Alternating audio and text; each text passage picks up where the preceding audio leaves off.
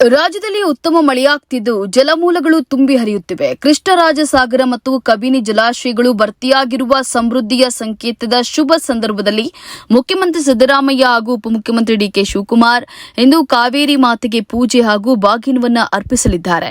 ಇದೇ ವೇಳೆ ಮುಖ್ಯಮಂತ್ರಿ ಸಿದ್ದರಾಮಯ್ಯ ಅವರು ಮೈಸೂರಿನ ತಮ್ಮ ನಿವಾಸದಿಂದ ಕೆಆರ್ಎಸ್ ಡ್ಯಾಂಗೆ ಬಾಗಿನ ಅರ್ಪಿಸಲು ತೆರಳುವ ಮುನ್ನ ಮೈಲಾರಿ ಹೋಟೆಲ್ನಲ್ಲಿ ಬೆಳಗಿನ ಉಪಹಾರವನ್ನು ಸವಿದರು.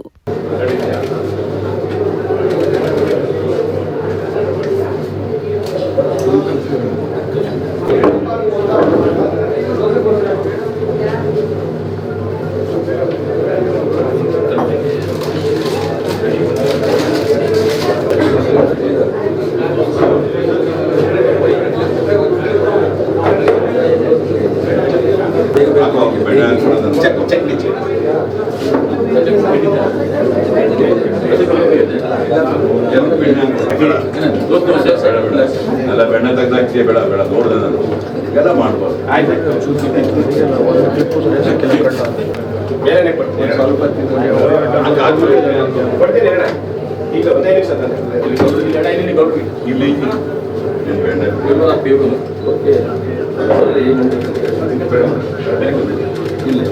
ಬೆಂಗಳೂರಿನವರು 2-3 ಸಾವಿರ ತಿಂಗಳು ಸಿಗಲ್ಲ.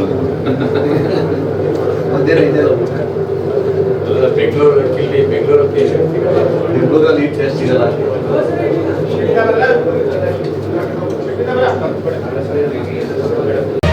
ಮತ್ತಷ್ಟು ಸುದ್ದಿಗಳಿಗಾಗಿ ನೋಡ್ತಾ ಇರಿ ಪಬ್ಲಿಕ್ ನ್ಯೂಸ್ 24x7. ಇದು ಸತ್ಯದ ಧ್ವನಿ.